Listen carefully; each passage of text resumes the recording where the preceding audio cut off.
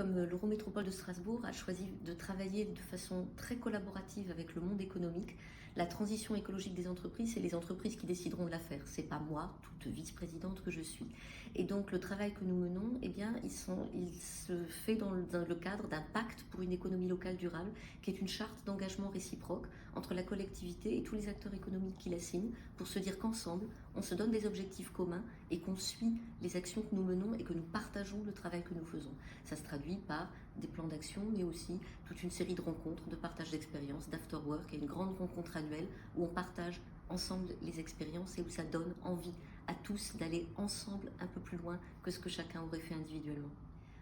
À Strasbourg, nous pratiquons au port de Strasbourg, où nous sommes aujourd'hui, l'écologie industrielle territoriale depuis 2013 déjà. Donc on a une belle expérience de cela. C'est un très beau bassin économique, une zone industrielle de 10 000 emplois, 500 entreprises, et qui est tout à côté de la ville.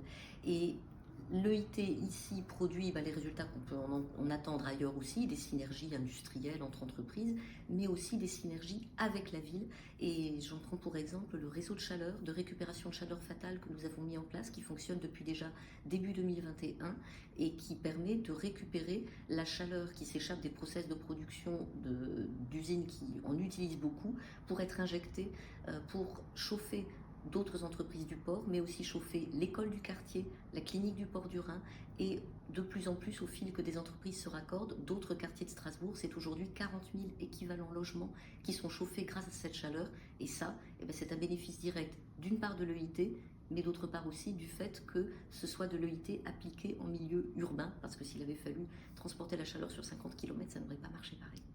Alors pour aller plus loin dans l'écologie industrielle territoriale, et bien sur la base de l'expérience extrêmement probante du port de Strasbourg, depuis 2020, nous commençons à l'étendre à d'autres zones d'activité. Donc ça a commencé fin 2020 sur une zone qui s'appelle l'écoparc Rénan, qui est dans la partie nord de l'Eurométropole de Strasbourg, en fait sur la reconversion d'une ancienne friche. Il y avait là-bas une raffinerie qui a été fermée il y a 10 ans, et donc de nouvelles entreprises se sont installées et on a profité de l'arrivée simultanée de ces entreprises pour les mettre d'emblée dans une démarche d'écologie industrielle territoriale. Et puis nous l'avons lancé également sur la zone de la plaine des Bouchers de Strasbourg. C'est une vieille zone industrielle, elle date du début du XXe siècle. Il y a eu de belles aventures industrielles qui se sont faites là-bas, la naissance de Bugatti et d'autres belles aventures. Aujourd'hui, c'est une zone d'activité également en milieu urbain très très dense, 8 000 emplois.